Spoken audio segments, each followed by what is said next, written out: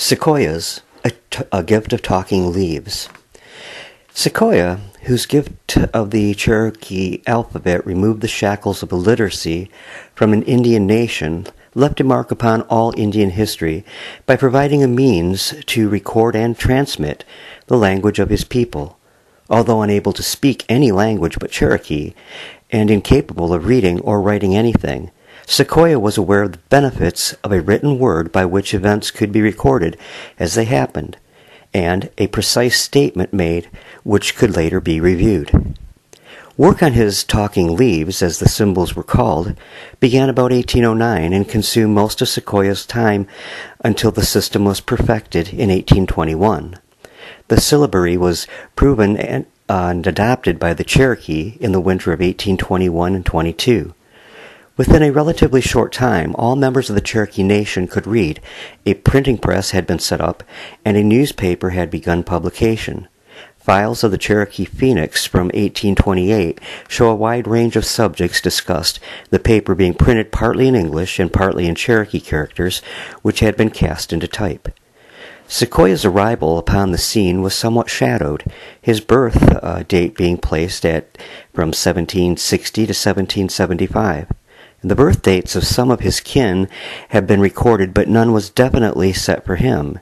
He was born Nathaniel Gist, also recorded as Guest or Guess, and a Cherokee woman in Tuskegee, Tennessee, on the Tennessee River in the Overhills country.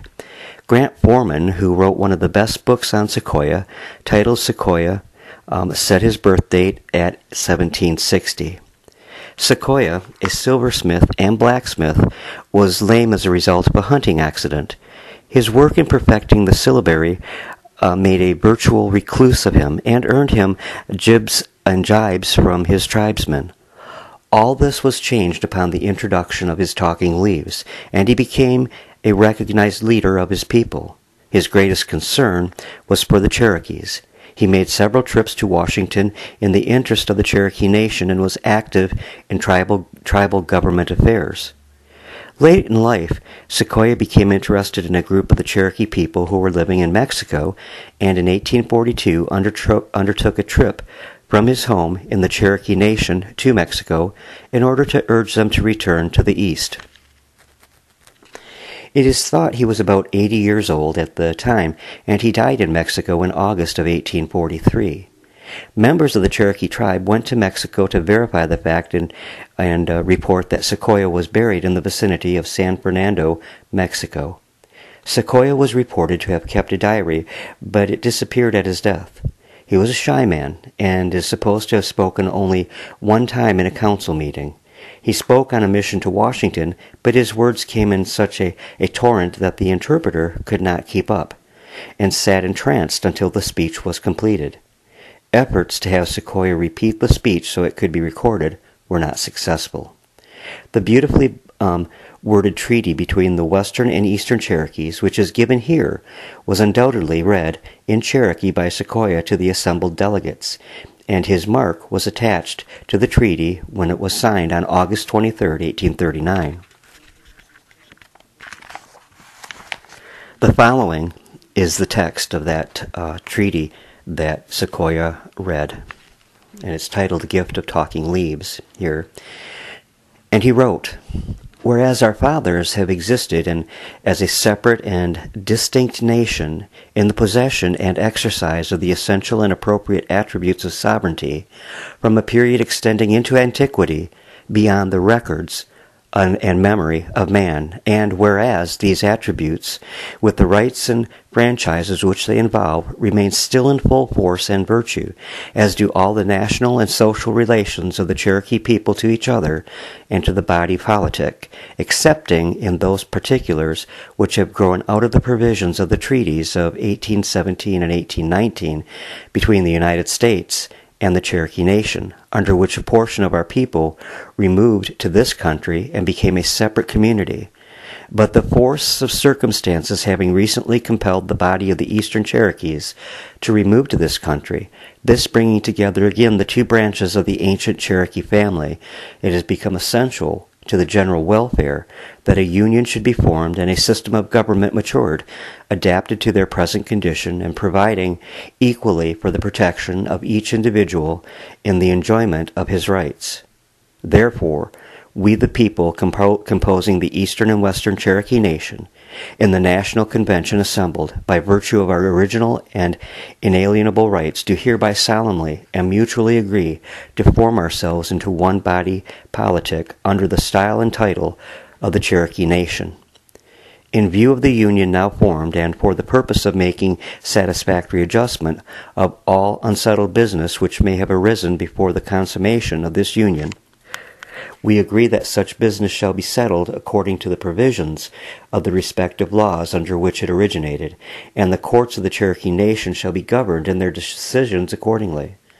Also that the delegation authorized by the Eastern Cherokees to make arrangement with Major General Scott for their removal to this country shall continue in charge of that business with their present powers until it shall be finally closed, and also that all rights entitled to public Cherokee lands on the east or west of the river Mississippi, with all other public interests which may have been vested in either branch of the Cherokee family, whether inherited from our fathers or derived from any other source, shall henceforward vest entire and unimpaired in the Cherokee Nation as constituted by this Union, given under our hands at Illinois Campground this 12th day of July, 1839, by the order of the National Convention, George Lowry, President of the Eastern Cherokees, George Guess, his ex-mark, President of the Western Cherokees.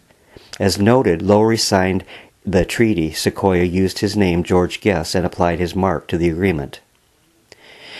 In the search for quotations made by Sequoyah, very little material has been unearthed, and this only of a few sentences.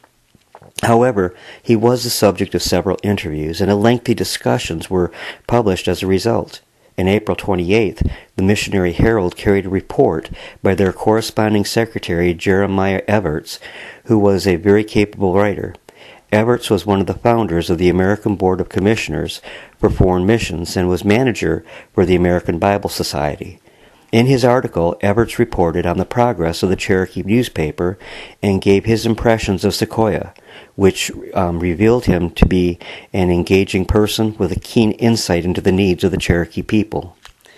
The Niles Register of September 5th, 1829,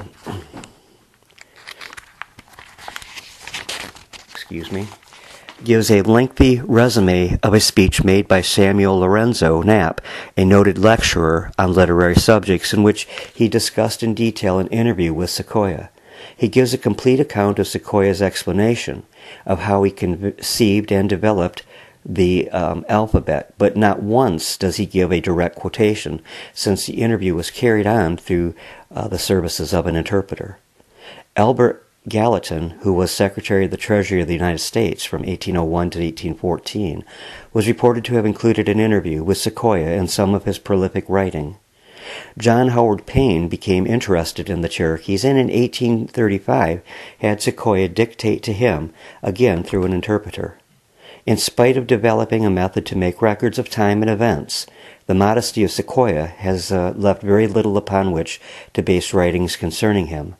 The older people carried their knowledge to the grave, and very little was left recorded by either the talking leaves or the English language to adequately trace the course of the great and humble man across the face of Cherokee and American history.